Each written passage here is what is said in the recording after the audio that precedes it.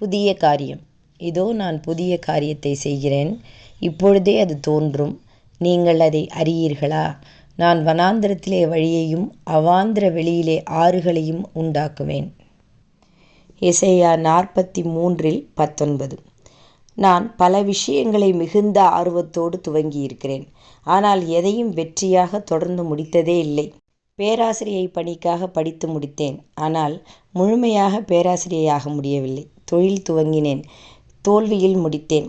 அரசியலுக்குள் புகுந்தேன், தொடர இயலவில்லை. சமுதாய நாட்டங்களில் பங்கேற்றேன், எதிலும் வேர்விடவில்லை.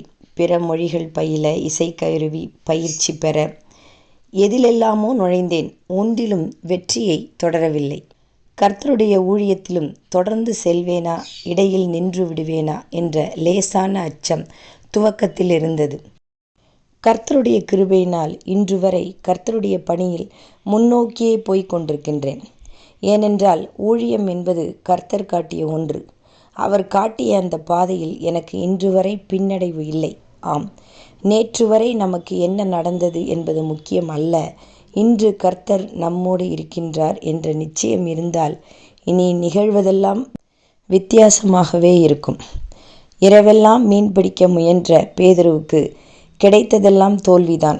எனவேதான் மறுநாள் காலையில் மீண்டும் வலைகளை ஆழத்தில் போடு என்று இயேசு சொன்ன பொழுது முந்திய நாள் இரவின் தோல்வியை குறித்த நினைவுதான் முதலில் வந்தது.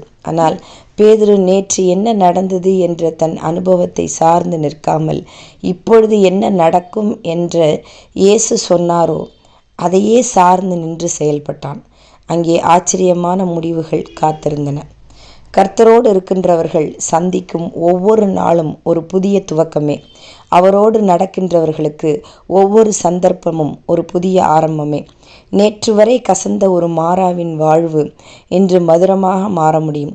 நேற்று வரை கற்பாறையாக இருந்த ஒரு இருதயம் இன்று அநேகரின் தாகம் தீர்க்கும் ஆறாக மாற முடியும்.